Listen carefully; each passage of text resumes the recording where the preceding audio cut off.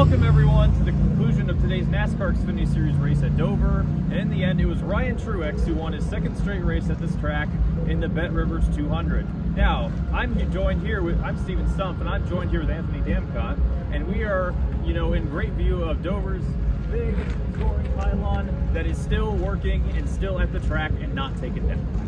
Now, we had quite the eventful one towards the end of this day. The first 3 quarters of it, it was looking like Justin Allgaier and Cole Custer had the most dominant cars in the field. Kind of after lap 100, it was basically a race of when the rain would come because the radar looked bad for a while.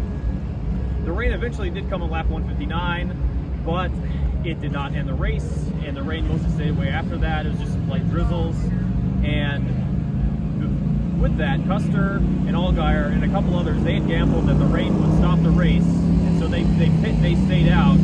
But when it didn't and it resumed, they had to pit under a closed pit road, or in the case of Allgaier, he had to pit on the following restart, and they lost all their track position. Cole dominated the day with 95 laps led. Ultimately, he was able to climb his way back to 5th. Anthony, what did he have to say after this one? Yeah, Cole was he was convinced that the race was going to resume anyway. So it was very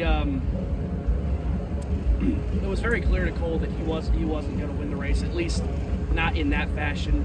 I asked him if there was a shot. He thought there was a shot to get back in the race after he had pitted and all those cautions, and he had said that he would have needed a lot more help, which he did get. It was a double overtime finish, but not quite enough. Still finished 5th. Not a bad day for him.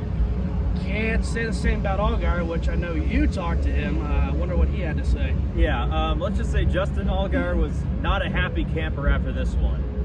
First, he had enough fuel to make it so that he didn't have to pit and get the penalty under caution, but while he lined up for the restart, he was frustrated because he said that he took the choose on the outside and that Austin Hill behind him also took the outside, but when they lined up, NASCAR said, or he got into his radio and said that they were on the 7 had to restart at the bottom. Ultimately, Allgaier lost the lead. He fell back to 4th with the time the next restart came, and he had to pit. He had to pit there and took away most of his winning hopes. But Allgaier was also frustrated with when NASCAR threw the caution for rains. He said it wasn't raining. Then when he said that when they did resume, that it was raining harder than it had before. So he said he's going to talk with NASCAR about what happened there and why also pit road didn't reopen after the red flag was over. But yeah, and then even he also, like Custer, he had the chance to salvage something today.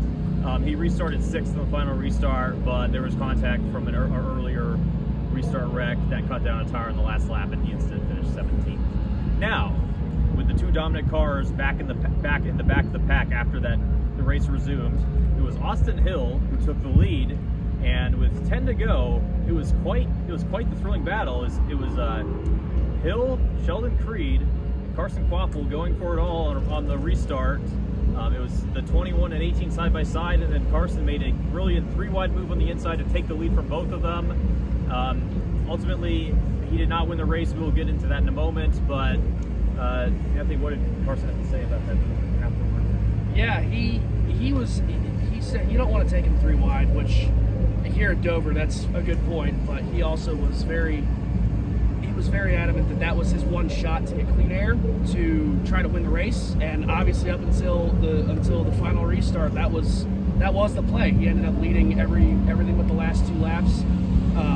So I guess there was a little bit of remorse in it, but also the kid's going for his first career win, so there's really, what else can you do besides wreck the 2 leaders? So I think that was his best play, and it worked out for him. Yes, it did, and it might have worked out had there not been more cautions at the end.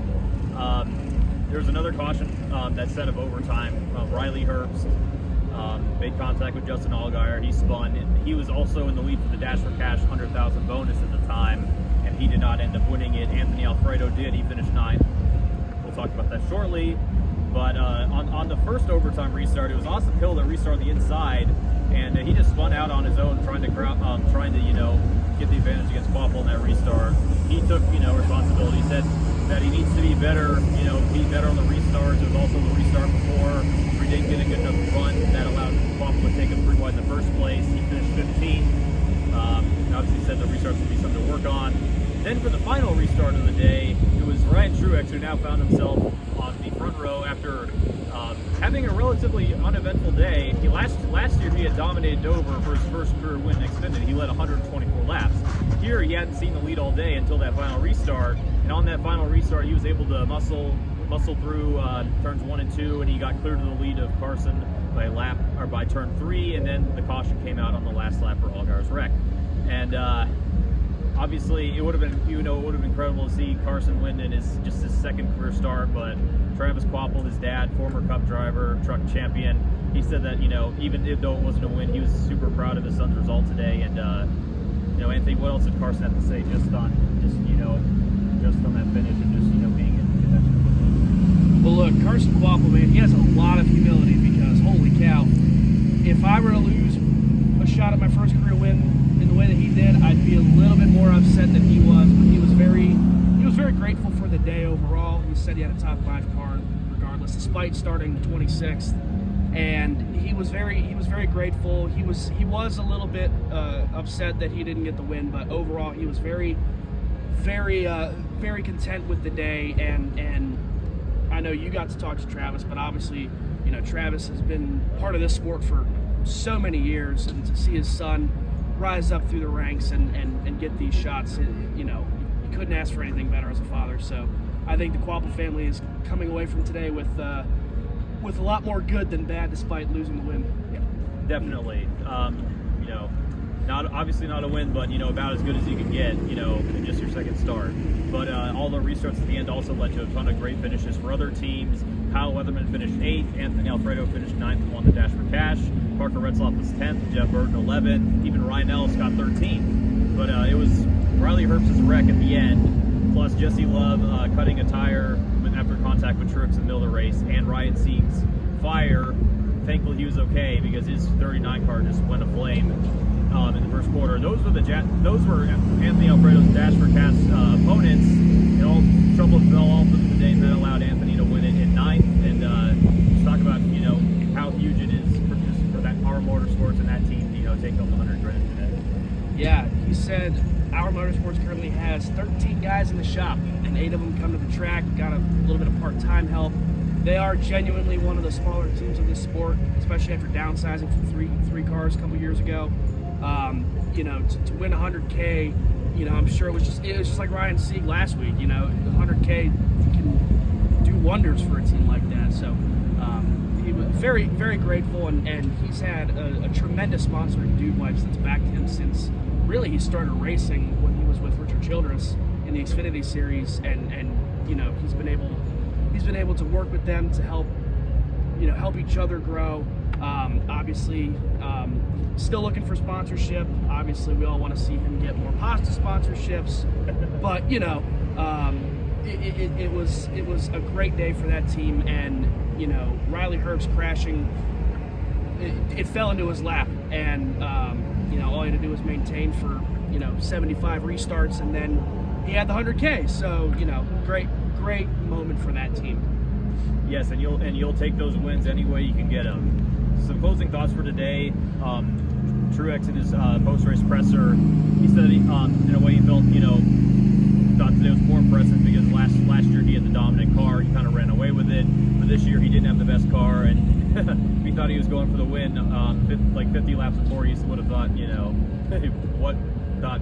was crazy. But he said that being able to win today with not the best car, felt almost as good as dominating and getting his first win with the best car last year. Now we go on to the Cup race tomorrow. Kyle Busch won the pole, and I think the best part about tomorrow is we have no idea what to expect. There was so much tire wear in practice and qualifying. It was 60 degrees.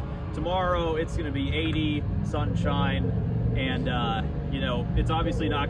It's going to be interesting to watch to see who's good tomorrow because with how different the track conditions were, practice, qualifying, they may not have said much. So that will be something to look forward to tomorrow, and tomorrow's Worth 400. We will be there for coverage then. Until now, I'm Steven Stumpf. He's Anthony Damcott. Hey everyone, Dalton Hopkins here with Frontstretch.com. Don't forget to hit that subscribe button and check out one of the 2 videos next to me to see more of our racing content.